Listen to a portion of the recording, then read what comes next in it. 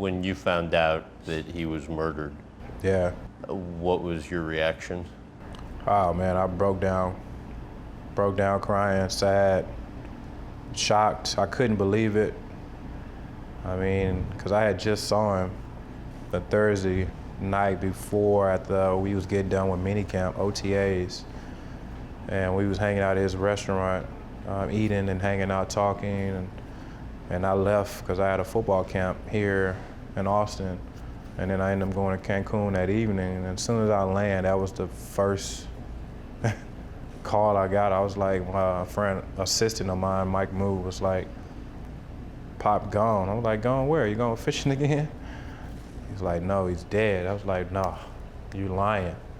So I didn't have no way of like going and work on TV until I got on the internet and read it, and I was like, that's when it kind of hit me. I wasn't the same that whole weekend. I had to, take a flight back home because I was that down of hearing, my pop's gone. It was like my dad, was killed. How did it affect you? Affected me a lot.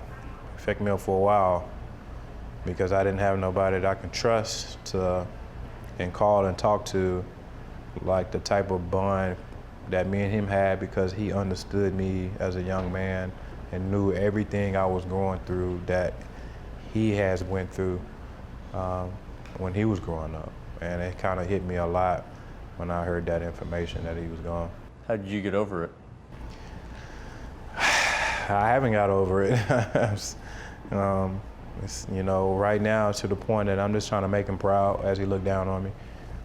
Continue to remember the things that he did teach me, the things what he would say if I was making a decision of something. So I haven't really got over it yet. It still breaks me down. Every time I talk about him, I think about him and his kids, his family, is talking to Mama Mac, his mother, keeping in touch with them. It always hit me, always, because he's not supposed to be gone, for one, and just the type of person he was. He cared about everybody. How did the two of you develop a relationship?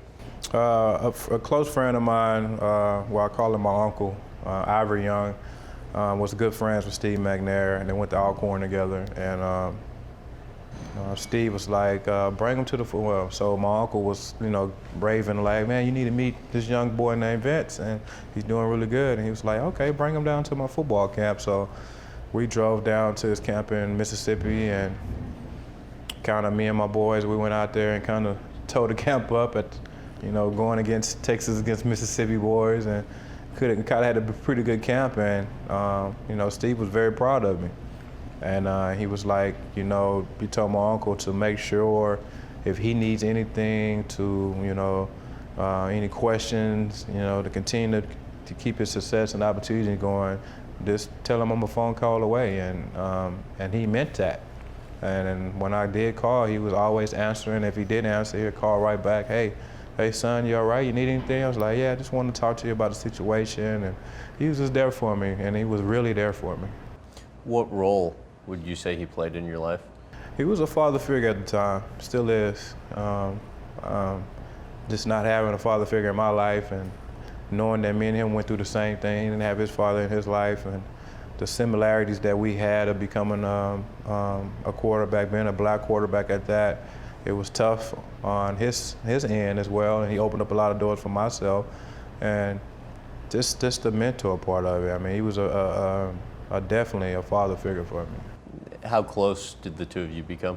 We came really close. As the years went on, so he used to come to my high school games and see me.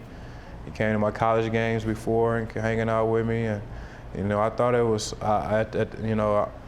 that what I was saying about not having my father in the locker rooms and being visible, he did that for me.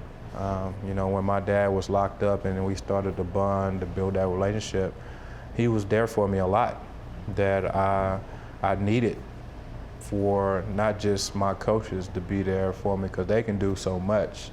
I needed somebody I can call anytime and can come see me at any time.